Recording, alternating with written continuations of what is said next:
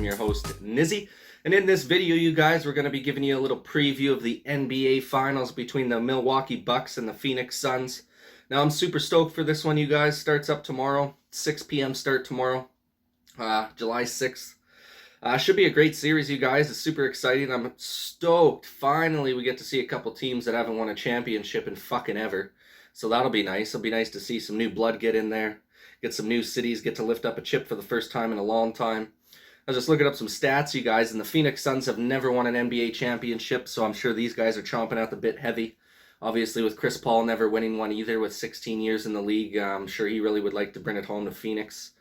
So that's exciting for them if they end up taking her home. They've never won a championship in the history of that team, so that would be wonderful news for them if they were able to take the chip home this year. And then for the Milwaukee Bucks, they have not taken home a championship since 1971, so it's been 50 years. Since the last championship we've seen out of these two teams was in 1971. The only championship the Bucks ever won. Suns have never won a championship. So this is a basketball fan's dream right here, you guys. You get to watch two teams go at it who have never really been there before. Two different teams from last year as well.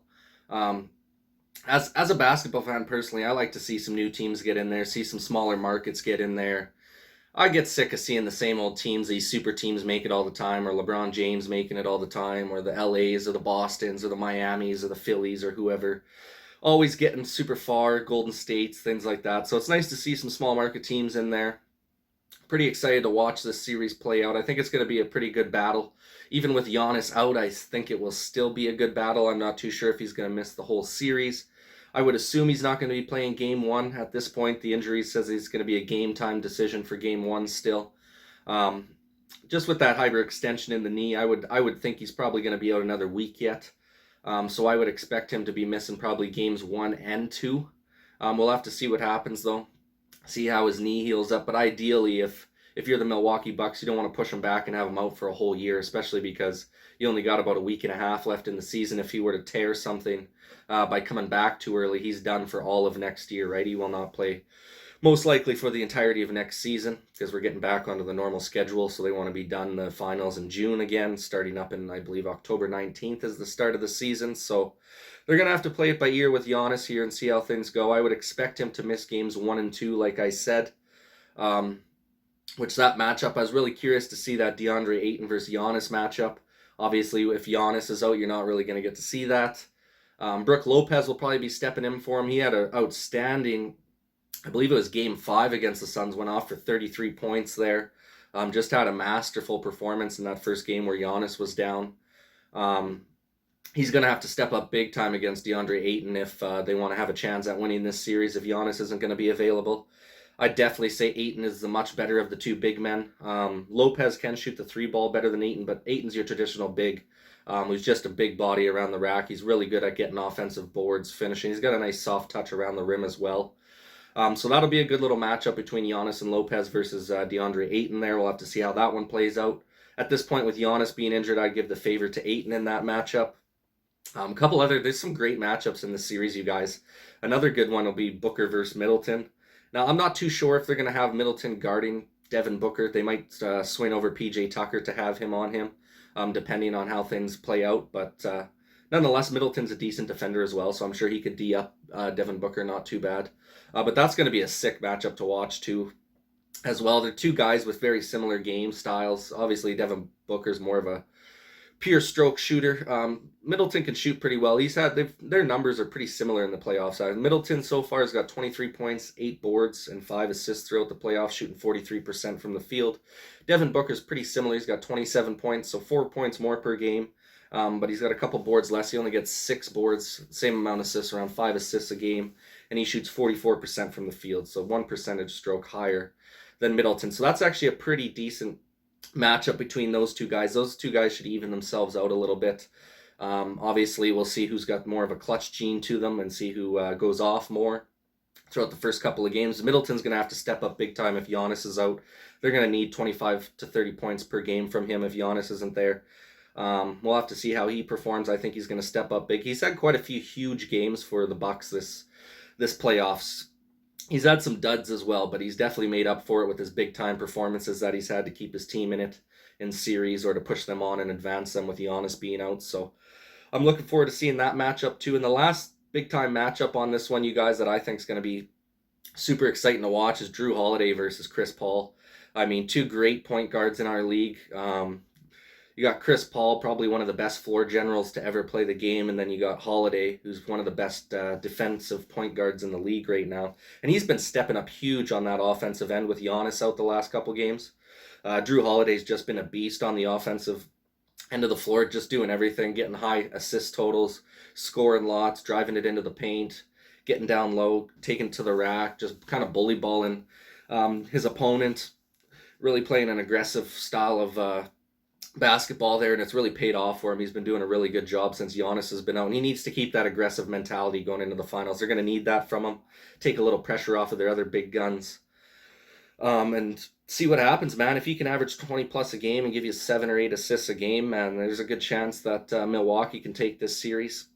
Chris Paul has had an outstanding playoffs as well, though. He's been up and down with his injuries. He had that little bit of a shoulder discomfort in the first round versus LA there, and then in the second round they dust up who was at Denver pretty easy there, and then he goes out with COVID, ends up missing the first 2 games, and the team carries for him in the first 2 there while he's gone with COVID. So it's been an up and down playoffs for Chris Paul.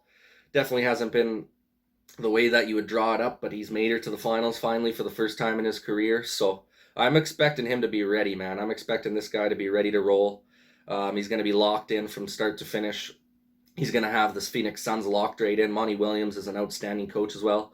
I mean, at least in this matchup here, you guys, between these two teams, I got to give the coaching advantage to Monty Williams and the Suns.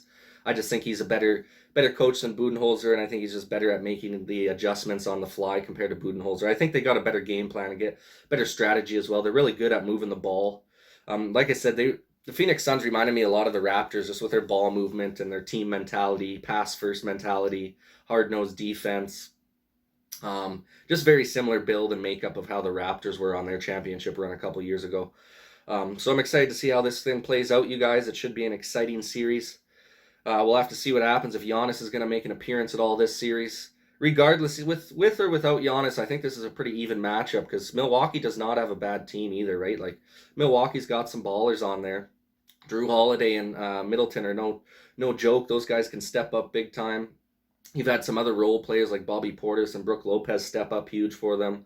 Pat Connaughton off the bench has been pretty solid for them as well. PJ Tucker's been a defensive machine for them. He's going to be getting lots of minutes, I'm sure, in this series. It'll be interesting to see how they match up PJ. I'm really curious to see who they got him on. I mean, ideally, what I would probably do, because he's not much of an offensive threat, is I would probably take Middleton off of Booker, and I'd have PJ guard Booker the whole time. Maybe swap between him and Chris Paul, but I would probably keep him on Booker, mainly try and tame Booker a little bit. And he's not going to be that offensive threat for you, so you're not too worried if he exerts most of his energy on the defensive end of the floor.